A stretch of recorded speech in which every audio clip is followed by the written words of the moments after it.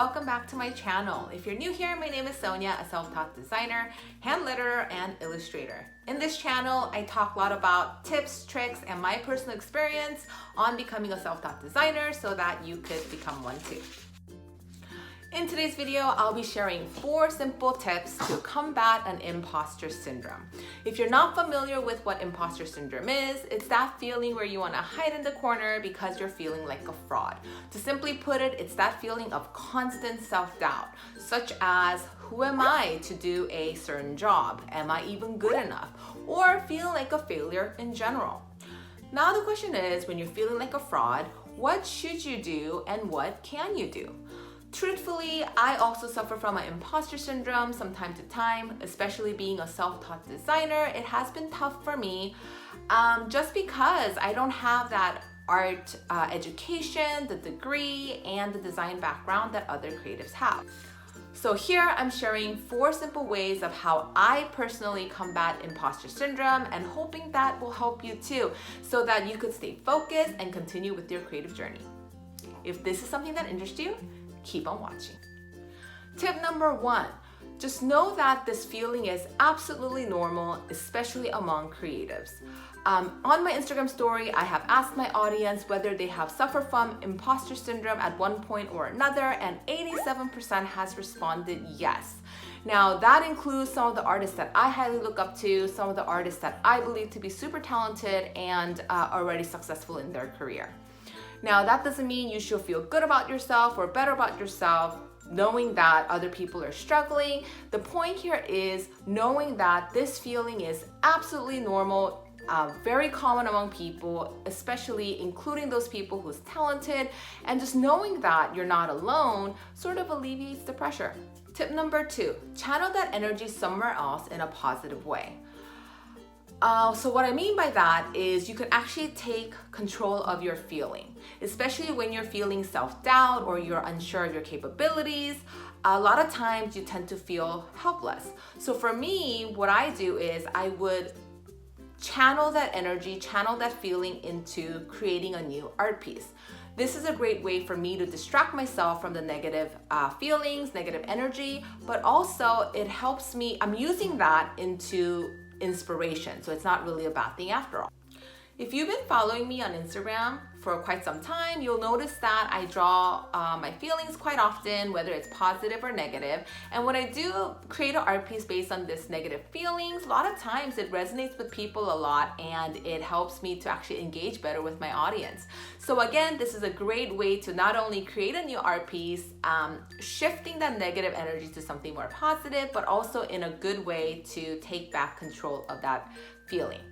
It doesn't have to be creating a new art piece. If that's not for you, you could either maybe tidy up your office space or go for a walk or meditate. It doesn't matter what you do. The whole point is to take back control of that feeling by doing something that would distract you from the negative energy and boost your mood in a very positive way. Tip number 3, stop comparing now. A lot of times you feel lacking because you're comparing yourself with other artists that you think are better than you.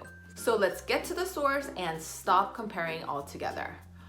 First of all, you don't really know how good or knowledgeable this other person is in the given topic that you're comparing to.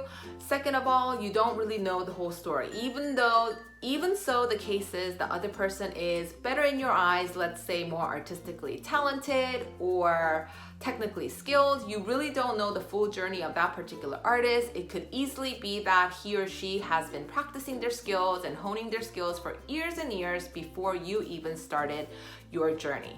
So that said, it will never be an apple-to-apple comparison, and therefore there's no point of comparing to begin with. Which leads to my tip number 4, focus on your skills and knowledge. So the key point here is to just focus on improving your skills and knowledge. I personally think that the best way to boost your self-confidence and therefore combat imposter syndrome is to work on your skills, get better at it, and really get good at what you do by constant learning and practice. Don't look at what others are doing, just focus on your personal goals and keep on going until you reach them.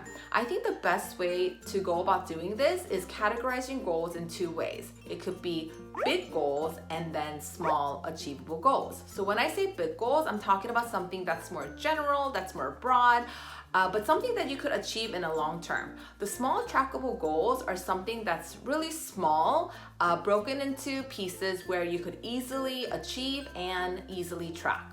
So for example, the big goals can be, let's say, oh, I want to improve my skills on Adobe Illustrator. So it's something that it will take some time to get better at. And your small goals could be, for example, I will watch a small YouTube video once a week. Or it could be that I will create 10 icons on Adobe Illustrator in 1 month.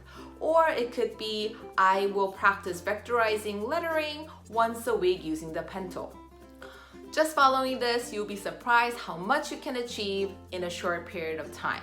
This leads to boosting your skills, boosting your confidence, and therefore lessening that feeling of imposter syndrome. Those are the tips that I followed to combat imposter syndrome, and I still follow them today. I really hope that this was helpful for you. If you enjoyed this video, don't forget to give it a thumbs up and please subscribe so you don't miss any of these videos. This is really the best way to support me as an artist and so that I could bring more content and more value to you. Thank you for watching and I'll see you next time. Bye!